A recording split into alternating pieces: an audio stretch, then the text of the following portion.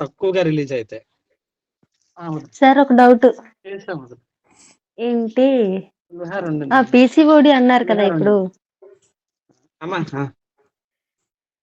Sir, PCOD అన్నారు కదా, ఎప్పుడు ఏంటది ఇప్పుడు మెన్సురేషన్ ప్రాబ్లం వచ్చినా పీసీఓడి అంటారు కదా, మీరు చెప్పే పీసీఓడి కూడా అదేనా? అది ఇది ఒకటే పీసీఓడి అంటే. జనరల్ గా లావు కారణంగా, హార్మోన్ డిజార్డర్ కారణంగా,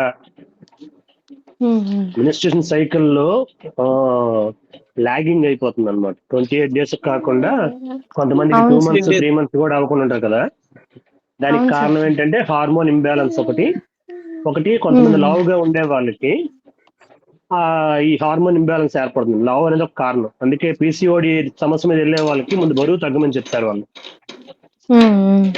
బరువు తగ్గితే ఆటోమేటిక్ గా ఇది ఇంబ్యాలెన్స్ అనేది క్లియర్ అవుతుంది, బ్యాలెన్స్ అవుతుంది. తద్వారా పీసీఓడి సమస్య అనేది తీరిపోతుంది. కొన్ని రకాల పీసీఓడి సమస్యలు ఉంటాయి, అది లావు కారణంగా కాకుండా ఇంటర్నల్ ప్రాబ్లం వల్ల వస్తుంది అన్నమాట. కొంతమందికి మాక్సిమం పీసీఓడి సమస్య అంతా కూడా లావు కారణంగా వస్తుంది, అధిక బరువు వల్ల. ఇప్పుడు లాగ్ అవుతుంది అన్నారు కదా, లాగ్ కాకుండా ముందుగా వచ్చిన దానికి కూడా బరువు కారణం కాదు. ఇంబ్యాలెన్స్ బరువు కారణం కాదు, ఇంబ్యాలెన్స్, హార్మోన్ ఇంబ్యాలెన్స్ కారణం అవుతుంది. హార్మోన్ ఇంబ్యాలెన్స్ గానీ, బ్లడ్ సమంగా లేకపోవడం గానీ, హార్మోన్ ఇంబ్యాలెన్స్ కి మళ్ళీ బోల్డ్ కారణాలు ఉంటాయి. కొందరిలో ఒకటి ఐరన్ లోపం, ఇంకోటి కాల్షియం లోపం, ఇంకోటి బరువు తక్కువ. ఇట్లాంటివి బోల్డ్ కారణాలు. అంటే ఇక్కడ కూడా ఇండివిజువలేషన్ ఉంటుంది అనమాట, వ్యక్తిగతీకరణ అని. ప్రతి వ్యక్తికి వేరు వేరు కారణాలు ఉంటాయి. అది ఇది అంటే ఫర్ ఎగ్జాంపుల్ నీకు ఒక కారణంతో వచ్చింది అని అదే కారణం ఇంకొకరికి అప్లై చేయలేం. వాళ్ళ కారణం వేరేగా ఉంటుంది, ఇంకొకరి కారణం ఇంకొకరు వేరేగా ఉంటుంది. అంటే ఆ కారణాలు కామన్ గా చెప్తే, జనరలైజ్ చేసుకుంటే, ఒకరికి బరువు సమస్య, ఇంకొకరికి హార్మోన్ ఇంబ్యాలెన్స్ సమస్య, ఇంకొకరికి ఐరన్ సమస్య, ఇలాగనమాట. వేరు వేరు సమస్య, వేరు వేరు కారణాలు ఉంటాయి. కానీ ఇది అది పీసీఓడి, అన్ని పీసీఓడి అవుతాయి. ఓకేనా? సరే అప్పలరాజు, కంటిన్యూ. సార్, అలాగనే ఇంకొక పాయింట్ ఏంటంటే, గర్ల్స్ మినిస్ట్రల్ సైకిల్లో 15 days కి ఒక సెల్ రిలీజ్ అవుతుంది. అంటే 28 days కి రిలీజ్ అవుతుంది సెల్. యాక్చువల్ గా ఒక సందర్భంలో అటు సైడ్ ఇటు సైడ్ ఫాలోపియన్ ట్యూబ్ లోని అటు సైడ్ లెఫ్ట్ రైట్ రెండు సైడ్ లో కూడా 15 days కి ఒకసారి ఎక్సెల్ రిలీజ్ అయింది అనుకోండి, మళ్ళీ అటు సైడ్ కూడా ఎక్సెల్ ముందుగా రిలీజ్ అయ్యేటప్పుడు ఒక్కొక్కసారి ఒకే నెలలో 2 సార్లు పీరియడ్ అవడం కూడా జరుగుతుంటది. అలాంటివి జరిగేటప్పుడు గైనకాలజిస్ట్ ని కలుస్తారు అన్నమాట. అంటే ఎందుకు అయింది ఏంటనేది వాళ్ళు చెప్తారు అన్నమాట. ఒక్కొక్కసారి రేర్ కేసులో అలా జరుగుతుంటది. 15 days కి సెల్ రిలీజ్ అయిన వెంటనే మళ్ళీ 28 days, అంటే 15 days అయింది అనుకో, అది నియర్లీ ఆ టైం నుండి 28 days కి అంత ఉండాలి. అలా కాకుండా 15 days నుండి మనకు 15 days లోపే పీరియడ్ అయింది అనుకోండి, అది ఎప్పుడో రేర్ కేసు అలా జరుగుతుంటది. అప్పుడప్పుడు అలా జరుగుతుంటది. అలాంటప్పుడు గైనకాలజిస్ట్ ని సంప్రదించి ఇలా జరిగిందని అని చెప్తే దానికి ప్రాపర్ సొల్యూషన్స్ వాళ్ళు ఇస్తారు. అదొక థియరీ 8th class బయాలజీలో నేను చదవడం జరిగింది. అది కూడా నాకు క్లారిటీగా ఐడియా లేదు. ఏదైనా పెద్ద బుక్లు రెఫర్ చేసేటప్పుడు తెలుస్తుంది. సో అలాంటి సిచ్యువేషన్లు కూడా జరిగితే దానికి వరీ అవ్వాల్సిన అవసరం లేదు. గైనకాలజిస్ట్ ని కలిస్తే దానికి ప్రాపర్ ట్రీట్మెంట్ అనేది ఇస్తారు. అలాగే ఎడిసన్స్ డిసీజ్, కార్టిసాల్ తక్కువగా రిలీజ్ అవ్వడం వల్ల, కార్టిసాల్ ఎక్కువైతే ఒబెసిటీ అని చెప్పాము. కార్టిసాల్ అనేది మన బాడీలో తక్కువగా రిలీజ్ అవ్వడం వల్ల ఏమవుతుందంటే వాళ్ళు సన్నంగా పేలవంగా ఉంటారు అన్నమాట. సో అది కూడా ఎడిసన్స్ డిసీజ్ అని అంటారు. ఈ శరీరంలోని కార్టిసాల్ తక్కువగా రిలీజ్ అయితే సన్నంగా అవుతారు. అలాగే జీహెచ్ హార్మోన్ అని ఉంటది, దీన్నే గ్రోత్ హార్మోన్ అని కూడా అంటారు. సో మనకి ఇక్కడ ఏంటంటే ఎల్హెచ్ఎస్, జీహెచ్, అలాగే ఇలా కొన్ని హార్మోన్స్ ఉంటాయి. లుటినైజింగ్ హార్మోన్ అని కానీ, గ్రోత్ హార్మోన్ అని కానీ, ఎఫ్హెచ్ అని, ఫాలికల్ స్టిమ్యులేటింగ్ హార్మోన్ అని, ఇవి వాటి ప్రయారిటీస్ ఉన్నాయి. అది నేను బుక్ చూసేటప్పుడు చెప్తాను. ఇక్కడ మనకేంటంటే ఎల్హెచ్ ఉంది అనుకోండి, for suppose LH luteinising hormone, అది పీరియడ్స్ టైంలో ఆ సెల్ రిలీజ్ అయ్యేటప్పుడు ఉపయోగపడుతుంది. అలాగే ఫాలికల్ స్టిమ్యులేటింగ్ హార్మోన్ అని ఉంటది, అది కూడా స్టిమ్యులేట్ అంటే ఉత్ప్రేరణ కలిగించడం, అంటే దాని వాళ్ళకి ఈ ఫంక్షనింగ్ కూడా ఉంది. నేను చూసి చెప్తాను, బుక్ చూసి చెప్తాను ఈసారి. నెక్స్ట్ అంటే రెండు ఈ హార్మోన్లే కాకుండా మనకు రెండు ఉన్నాయన్నమాట, ఎల్హెచ్, ఎఫ్ఎస్హెచ్. ఎల్హెచ్ అంటే లుటినైజింగ్ హార్మోన్, ఎఫ్ఎస్హెచ్ అంటే ఫాలికల్ స్టిమ్యులేటింగ్ హార్మోన్. సో ఈ హార్మోన్స్ వాళ్ళకి ఫంక్షనింగ్ ఏంటనేది నేను బుక్ చూసి రేపు చెప్తాను. నెక్స్ట్ ఎల్హెచ్ అనేది తక్కువగా, ఎల్హెచ్ అంటే ఏంటి, గ్రోత్ హార్మోన్. గ్రోత్ హార్మోన్ అనేది తక్కువగా ఉన్నదనుకోండి, అప్పుడు పిల్లల్లోని మెంటల్ డిజార్డర్స్ వస్తాయన్నమాట. అంటే వాడి గ్రోత్ సర్టెన్ టైమ్‌లో వాడి గ్రోత్ అవ్వాలి. వాడి గ్రోత్ హార్మోన్స్ రిలీజ్ అవ్వలేదు. వాడి మెంటల్ డిజార్డర్స్ అంటే సమంగా మాట్లాడకపోవడం, సమంగా మాట్లాడకపోవడం, బ్రెయిన్ బాగా డెవలప్‌మెంట్ అవ్వకపోవడం ఇలాంటివి జరుగుతుంటాయన్నమాట. అంటే బుద్ధి వికాసం లేకపోవడం ఇంకా జరుగుతుంటాయి. అంటే మనకు సైకాలజీలో చెప్తాడు 140 గాని ఉంటే వాళ్ళు గిఫ్టెడ్. వాళ్ళ IQ level, intelligent quotient level అని ఉంటది. ఆ ఇంటెలిజెంట్ కోషెంట్ లెవెల్ 140 ఉంటే గిఫ్టెడ్, 120 ఉంటే యావరేజ్, లేకపోతే 100 ఉంటే యావరేజ్ ఇలా ఉంటాయి నంబరింగ్. 140 ఉంటే గిఫ్టెడ్, వాళ్ళు తిరగలేదు యాక్షన్ తగ్గ ఐన్‌స్టీన్ లాంటి వాళ్ళు. 140 ఉంటే. అలా కాకుండా 100 90 ఉంటే అలా యావరేజ్, బిలో యావరేజ్ అవన్నీ, అబోవ్ యావరేజ్ అవన్నీ వస్తాయన్నమాట. సో ఇలా ఆహ్, ఈ గ్రోత్ హార్మోన్ పర్సెంటేజ్ తక్కువ అవ్వడం వలన వీళ్ళలోనే ఏమవుతుందంటే పెరుగుదలలో పెంచడం గాని, అలాగే మెంటల్ డిజార్డర్స్ రావడం గాని ఇలా జరుగుతుంటాయి. సో దానికి చదవాలి మనం ఒకసారి. Metabolic syndrome. ఈ మెటాబాలిజం అంటే ఏంటి? జీవక్రియలు. మెటాబాలిక్ సిండ్రోమ్ అంటే ఆహ్, సిండ్రోమ్ అంటే ఏంటంటే more than 1 diseases. More than 1 disease అంటే ఒకటి కంటే ఎక్కువ లోపాలుంటే దాన్ని సిండ్రోమ్ అంటారన్నమాట. ఒకటే లోపం ఉంటే డిసీజ్. ఒకటి కంటే ఎక్కువ లోపాలు గాని ఏమైనా వస్తే అది సిండ్రోమ్ అంటారు. సో మెటబాలిక్ సిండ్రోమ్ అంటే జీవక్రియ లోపం వల్ల. అంటే ఇప్పుడు మనం తినే ఆహారం అరగాలి. అలాగ అరగకనే మనం తింటున్నాం అనుకో ఏమవుతది? అది టాక్సిన్ రూపంలో విష పదార్థంగా మారిపోద్ది. అలా టాక్సిన్‌లు గాని ఎక్కువైపోతే కిడ్నీల ముందు ఎఫెక్ట్ అవుతాయి. సో ఇలాంటి ప్రాబ్లమ్స్ అన్ని గ్యాస్ ఫార్మ్ అయిపోతుంటది. ఇలాంటి ప్రాబ్లమ్స్‌ని అధిగమించాలంటే కాస్త వేడి నీటిలో అంటే గోరువెచ్చని నీటిలోని లేకపోతే గోరువెచ్చని అంటే నీళ్లు కాచి అట్లా కొద్దిగా గోరువెచ్చగా చేసుకొని దాంట్లో కొద్దిగా మెంతులు ఉడకబెట్టి నీరు కాచేటప్పుడు అది తులసి ఆకులు ఆ 4 ఎన్నో రోజుకి వేసుకొని తాగితే ఆ గ్యాసెస్ ఏమైనా ఉంటే బయటికి పోతాయన్నమాట. సో ఇలాంటి టిప్స్ కూడా ఉంటాయి. అది మెటబాలిక్ సిండ్రోమ్ అంటే జీవక్రియలోని ఏమైనా ప్రాబ్లమ్స్ జరిగితే ఏమైనా అన్నెసెసరీ గ్యాసెస్ ఉంటే బయటికి పోవడానికి ఇలా కొన్ని టిప్స్ మనం పాటించొచ్చు. ఓస్టియోపోరస్ బోన్స్ డిజార్డర్. సో ఆస్టియోపోరస్ అంటే బోన్స్ కి సంబంధించిన డిజార్డర్ ఇది. అంటే మనకి ఎలాగంటే ఆస్టియో అంటే బోన్ అని అర్థం. ఈ ఆస్టియోపోరస్ అనేది ఎముకలు మెత్తబడిపోవడం, ఆ ఎముకలు మెత్తగా అవ్వడం గాని, ఫ్లోరోసిస్ లోపం ఉన్నటువంటి ఫ్లోరిన్ ఎక్కువగా వాటర్‌లోని ఫ్లోరిన్ పర్సెంటేజ్ ఎక్కువ ఉన్న వాళ్ళు ఆ ఎముకలు బెండ్ అయిపోవడం, వంకరలు తిరగడం ఇవన్నీ కూడా ఉంటుంటాయి. అది అలాంటివి ఏవైనా ఎముకలకు సంబంధించిన లోపాలు కాళ్ళు, చేతులు వంకరలు తిరగడం, లేకపోతే మెత్తబడిపోవడం, కాళ్ళు, చేతులు అంటే అక్కడ ఫ్లోరిన్ కంటెంట్ ఎక్కువ ఉన్న వాటర్‌ని తాగడం వలన వాళ్ళ కాళ్ళు గాని, చేతులు గాని మెత్తబడిపోతాయి. ఈ బోన్స్‌కి స్ట్రెంత్ ఉండదు. అటువంటి పొజిషన్ ఏదైనా ఉంటే దాన్ని ఆస్టియోపోరస్ అని అంటారు. అంత వేగంగా అంటే ఏమైనా బోన్స్ తాలూకు డిసార్డర్స్ ఏమైనా ఈ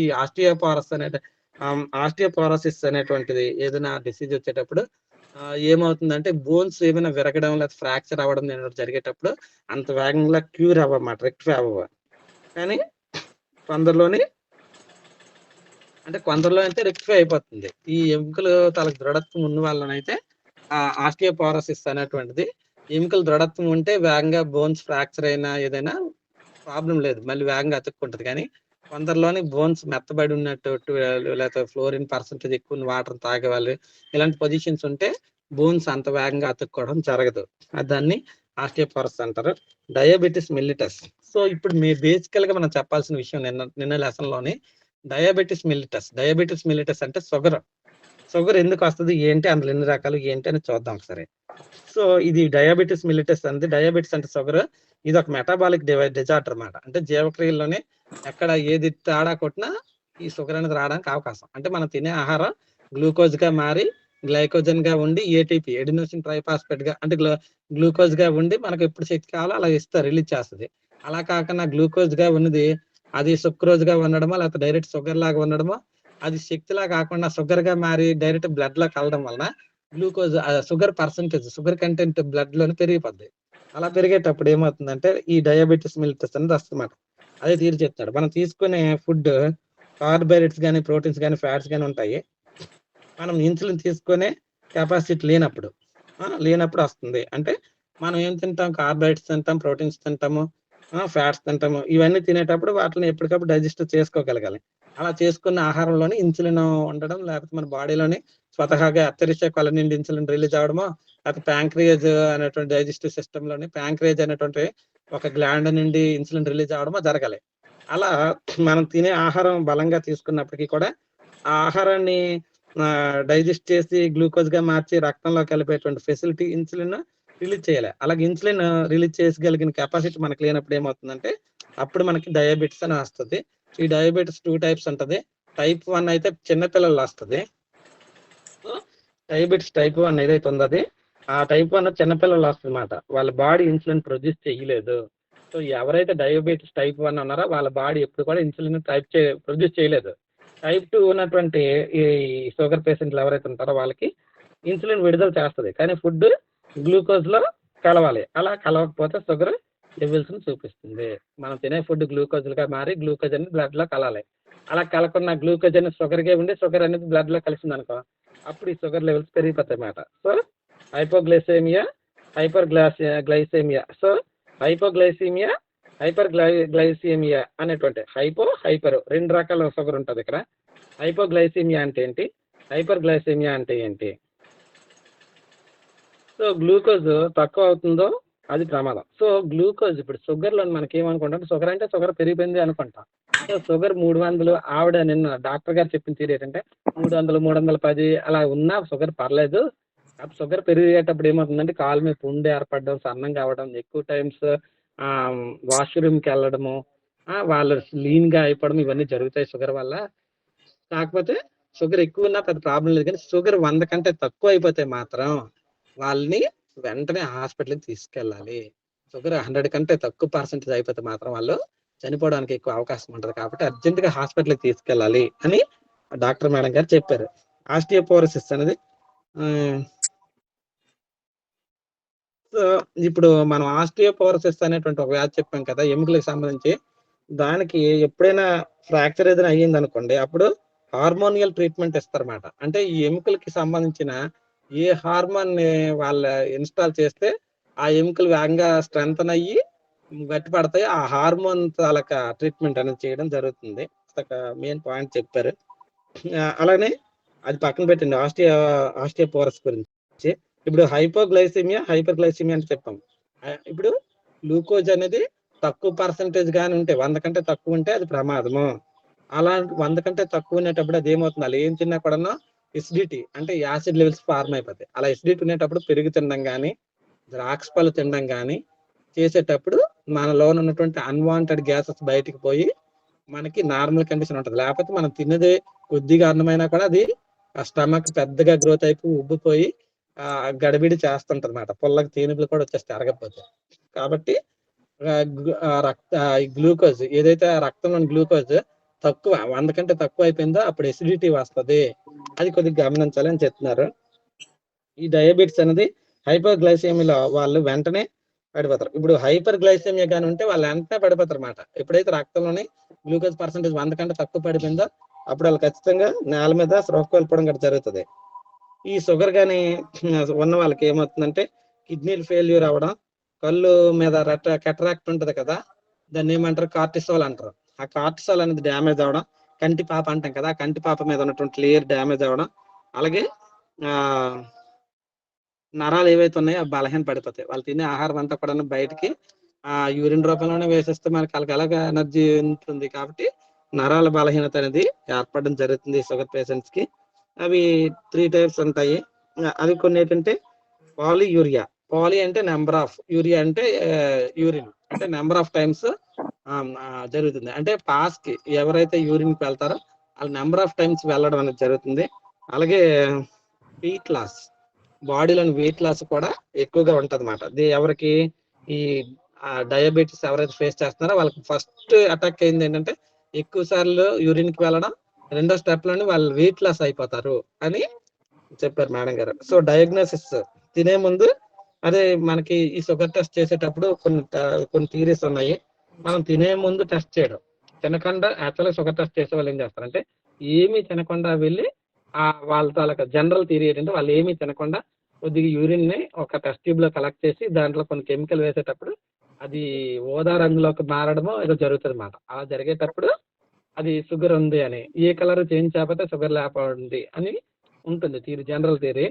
సో ఈ తినక ముందేనే షుగర్ టెస్ట్ చేస్తుంటారు. తిన్న తర్వాత అసలు కొద్దిగా ఆహారం తిన్న తర్వాత బ్లడ్ లో ఆ షుగర్ లెవెల్ ఎంత ఉందో చూస్తారు. అలాగా RBS random blood glucose, RBS test కూడా చేస్తుంటారు. ర్యాండమ్ బ్లడ్ గ్లూకోజ్ మాట. ఆర్బిఎస్ అంటే ర్యాండమ్ బ్లడ్ గ్లూకోజ్.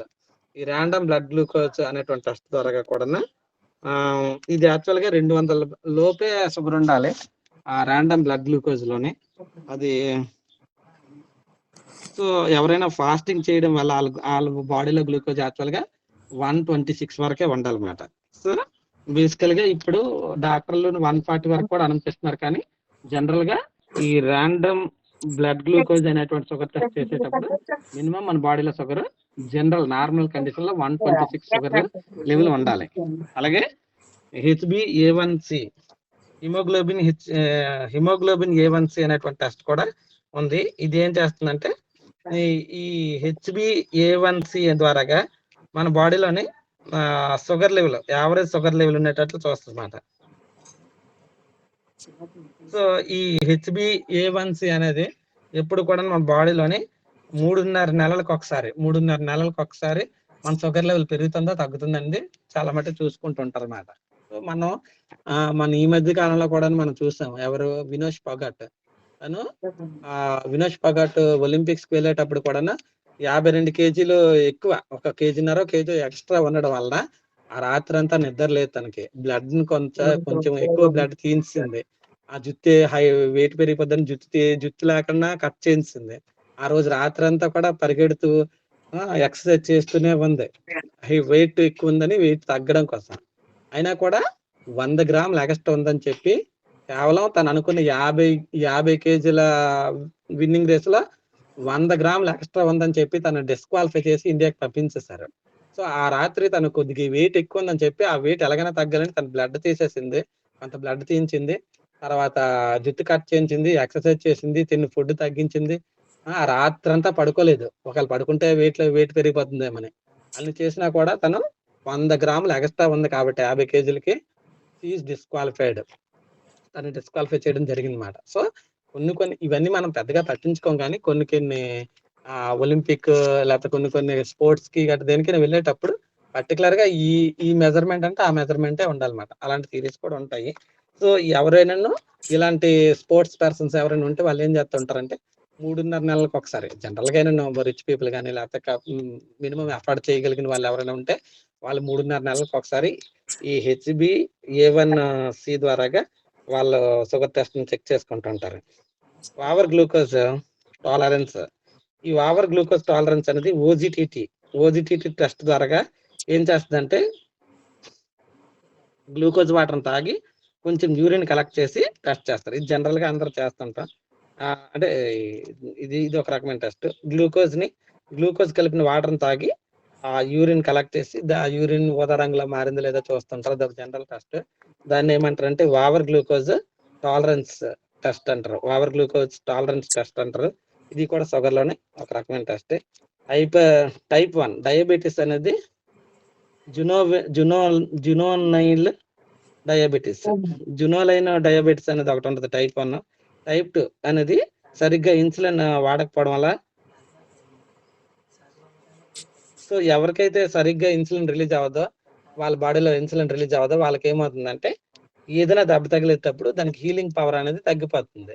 అంటే ఎవరైనా షుగర్ పేషెంట్స్ ఉంటే వాళ్ళకి ఏదైనా యాక్సిడెంట్ కానీ, గాయాలు కానీ, పుళ్ళు కానీ వస్తే అంత బేగలు తగ్గమాట. హీలింగ్ పవర్ అనేది షుగర్ పేషెంట్స్ లో తగ్గిపోతుంది. ఎవరైనా షుగర్ పేషెంట్స్ కి ఆపరేషన్ చేయాలని కూడా ఆ షుగర్ లెవెల్ ఫస్ట్ కంట్రోల్ చేసిన తర్వాత ఆపరేషన్ చేస్తారు. ఒకవేళ ఆపరేషన్ ఏదైనా చేసినా కూడా చాలా ఎక్కువ టైం పడుతుంది అన్నమాట. వాళ్ళ తాలూకా పుండు లేకపోతే ఆపరేషన్ చేసినటువంటి ఆ చర్మం కుట్లు కానీ ఆ కుట్లు అతుక్కోవాలన్నా కూడా. కాబట్టి షుగర్ లెవెల్ ఎక్కువ ఉంటే ఏమవుతుంది, హీలింగ్ పవర్ అనేది తగ్గిపోతుంది. కాబట్టి షుగర్ ని ఎప్పుడు కంట్రోల్ చేసుకోవాలి. షుగర్ గాని ఉంటే మనకి ఏదైనా దెబ్బ తగిలినప్పుడు పుండు వెంటనే మాందు, ఆ గాయం వెంటనే మాందు, ఎంతో టైం పట్టేస్తుంది అన్నమాట. సో అది ఒక చాలా కొద్దిగా ఇంపార్టెంట్ విషయం. సో గ్యాంగ్రీన్ ఆఫ్ ఫుట్, ఈ షుగర్ ఎక్కువగా ఎవరికైతే ఉందో గ్యాంగ్రీన్ ఆఫ్ ఫుట్ అంటే ఈ పాదం బొట్టన వేలు గట్ట ఉంటది కదా, ఈ వేలు దగ్గర ఏమవుతుందంటే యాక్చువల్ గా చిన్న చిన్న పుల్లులాగా ఏర్పడుతుంటాయి అన్నమాట. అప్పుడు ఏమంటుంటే షుగర్ లెవెల్ 310, 320 దాటి ఉందని అర్థం. అలా దాటేటప్పుడు మనం ఏం చేయాలంటే యాక్చువల్ గా బీరకాయలు కానీ బీన్స్ కానీ, అలాగే చిలకడ దుంపలు కానీ, ఆనపకాయ కానీ తినాలి షుగర్స్ ఉన్న వాళ్ళు. బీరకాయ కానీ, బీన్స్ కానీ, ఆనపకాయ కానీ, చిలకడ దుంపలు కానీ అవి తినడం వల్ల ఏమవుతుందంటే షుగర్ లెవెల్స్ తగ్గుతుంది. Repeated attacks of the infection calls 80% of cataract operation జరుగును. అంటే ఎవరికైతే షుగర్ అటాక్ అవుద్దో ఫస్ట్ స్టెప్ లోనే షుగర్ ఎవరికైనా ఉంటే 100 మందిలో అందులో 80 మందికి ఆటోమేటిక్ గా కంటి పాప ఆపరేషన్ జరుగుతుంటది అనమాట. సో కెట్రాక్ట్ అంటే కంటి పాప, ఒక కన్ను గుడ్డు నల్లగా ఉంటది కదా మన కన్ను మీద, ఆ కంటి పాప ఆపరేషన్ అనేది షుగర్ పేషెంట్స్ లో 80% జరుగుతుంటది. అలాగే వాళ్ళకి విజన్ బ్లైండ్నెస్, కలర్ అంటే విజన్ సమంగా కనిపించకపోవడం, మసకగా కలర్ కనిపించడం, బ్లైండ్నెస్ రావడం ఇవన్నీ జరుగుతాయి అన్నమాట. అలాగే షుగర్ గాని ఉంటే సెక్సువల్ ప్రాబ్లమ్స్ కూడా వస్తాయి. అంటే కిడ్నీలు అవన్నీ ఎఫెక్ట్ అవుతాయి అనుకో, తన భార్యతో ఏమి చేయగలరు కదా. సో అలా షుగర్ ప్రాబ్లం ఉంటే మాత్రం కిడ్నీస్ ఎఫెక్ట్ అయితే సెక్సువల్ గా కొద్దిగా ప్రాబ్లం అవుతుంది అని అదొక థియరీ చెప్పాడు. అది డెప్త్ గా వర్ణించలేదు. కిడ్నీస్ సో షుగర్ వలన కిడ్నీస్ గాని ఎఫెక్ట్ అయితే దాన్ని నెఫ్రోపతి అని అంటారు. ఈ షుగర్ వలన నరాలు గాని నరాల బలహీనత గాని వస్తే, నర్వస్ వీక్నెస్ గాని వస్తే దాన్ని ఏమంటారంటే న్యూరోపతి అంటారు. సో ఈ షుగర్ లెవెల్స్ పెరగడం వలన కంటి పాప ఏదైనా ప్రాబ్లం జరిగితే, కంటికి సంబంధించిన వ్యాధి ఏదైనా జరిగితే, కంటి గుడ్డు ఉంది కదా కెట్రాక్ట్, ఆ కెట్రాక్ట్ కి ఏదైనా ప్రాబ్లం జరిగింది అనుకో దాన్ని ఏమంటారంటే రెటినోపతి అంటారు. రెటినాల్ అంటే ఏంటి? రెటినాల్ అనేది ఉంటది కంటికి, ఏ విటమిన్ ఉంటది అని చదువుకున్నాం కదా. సో రెటినోపతి అనేది కంటి గుడ్డుకి సంబంధించి కంటికి వచ్చేటువంటి షుగర్ లెవెల్స్ ఎక్కువ పెరగడం వల్ల కంటికి డ్యామేజ్ అయ్యేటువంటి, కంటి పాప డ్యామేజ్ అయ్యేటువంటి స్థితి ఏదైతే ఉందో దాన్ని రెటినోపతి అని అంటారు. అలాగే ఇంకోటి ఏంటంటే కిడ్నీస్ కానీ డ్యామేజ్ అయితే నెఫ్రోపతి అని అంటారు. నరాలు కానీ షుగర్ లెవెల్స్ ఎక్కువ ఉండడం వల్ల నరాల బలహీనత కానీ వస్తే దాన్ని, నర్వస్ వీక్నెస్ గాని వస్తే దాన్ని ఏమంటారంటే న్యూరోపతి అని అంటారు అనమాట. సో షుగర్ వల్ల ఈ 3 రకాల డిసీజులు కంటికి, కిడ్నీస్ కి, నరాలకి కూడా ఎఫెక్ట్ అవుతుంటది అనమాట. సో ఒక్కొక్క స్టేజ్ లో ఒక్కొక్కటి ఎఫెక్ట్ అవ్వడానికి అవకాశం ఉంటుంది. Stress management. సో షుగర్ని ఎలా కంట్రోల్ చేయొచ్చు అంటే మన స్ట్రెస్ ని కంట్రోల్ చేయడం వల్ల షుగర్ని మనం కంట్రోల్ చేయొచ్చు. అంటే ఎప్పుడు కూడా ప్రశాంతంగా ఉండడం, మెడిటేషన్ చేయడం, యోగా చేయడం. నిన్న మేడం గారు మనకు చెప్పిన విషయం ఏంటంటే ఈ యోగా చేస్తే మనకు షుగర్ తగ్గుతుంది అని మనం అనుకుంటాం, కానీ యోగా కాదు. Yoga okay, well and good, but walking చేయడం వల్ల షుగర్ ని ఎక్కువగా కంట్రోల్ చేయొచ్చు అని ఆవిడ ఒక హైలైట్ పాయింట్ చెప్పడం జరిగింది. మనం వాకింగ్ చేయడం వల్ల, రోజు కొంత దూరం నడవడం వల్ల షుగర్ అనేది కంట్రోల్ అవుతుందని ఆవిడ ఒక మంచి పాయింట్ చెప్పారు. డయాబెటిస్ పేషెంట్స్ ఎవరైతే ఉన్నారో వాళ్ళు ఖచ్చితంగా వాకింగ్ చేయాలన్నమాట. అలా చేయడం వల్ల షుగర్ అనేది కంట్రోల్ అవుతుంది అని నిన్న డాక్టర్ మేడం చెప్పడం జరిగింది. సో టైం ఎంత అయింది సార్? మిగతాది రేపు చెప్తాను. రేపు 5:30కి హారిక మేడం క్లాస్ ఉంది, ఎవరు మిస్ అవ్వకండి.